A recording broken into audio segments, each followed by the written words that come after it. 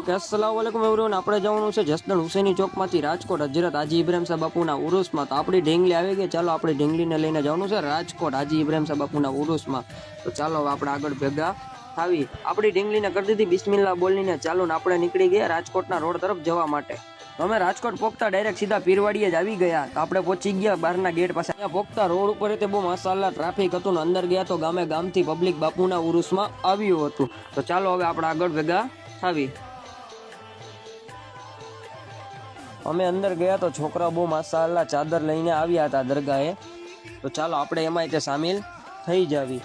ત્યારબાદ અમે ગયા આગળ પહેલાં આપણે વજૂ કરી લઈને પછી આપણે દુઆ સલામ કરવા જઈ. દરગાહની સામે એક્ઝેક્ટ બહુ વજૂની બહુ માશાલ્લાહ સુવિધા રાખવામાં આવી હતી. તો ચાલો હવે આપણે દરગાહ દુઆ સલામ કરી આવી અને તમને બધાને દુઆ સલામ કરાવી દઈ. બાપુનો ઉરુસ મોહરમની 21 તારીખે મનાવવામાં શાનો શોકતથી આવે છે.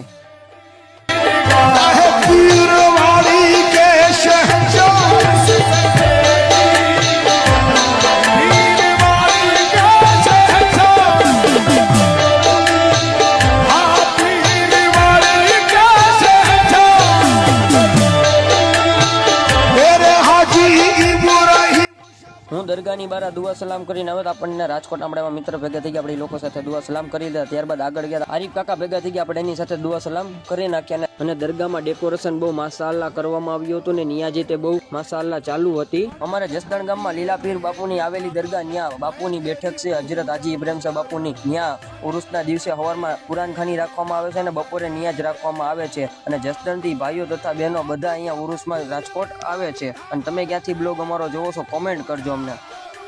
આપણે આગળ ગયા તો આપણને જસદણનો ગ્રુપ ભેગું થઈ ગયું. તો આપણે એ લોકો સાથે દુઆ સલામ કરી નાખ્યા. અને દરગાહે ડેકોરેશન તે બહુ માશાલ્લાહ કરવામાં આવ્યું હતું. રાજકોટ વાળા ભાઈઓને બધાને સલ્યુટ છે. નિયાજ બાદ મિલાદનો તે પ્રોગ્રામ બહુ માશાલ્લાહ રાખવામાં આવ્યો હતો. તો ચાલો હવે આપણે એમાં તે પણ સામેલ થઈ જાવી. ત્યારબાદ રાજકોટના આપણને એવા ખાસ મિત્ર ભેગા થઈ ગયા. આપણે એ લોકો સાથે દુઆ સલામ કરી નાખ્યા. ત્યારબાદ હું આગળ ગયો આપણને એવા રાજકોટના ખાસ મિત્ર ભેગા થઈ ગયા. આપણે એ લોકો સાથે દુઆ સલામ કરી નાખ્યા. તમને મારો બ્લોગ ગમે તો લાઈક કોમેન્ટ શેર ને ફોલો જરૂર કરજો. આપણે મળશે નવા બીજા બ્લોગમાં. ખુદા હાફિઝ.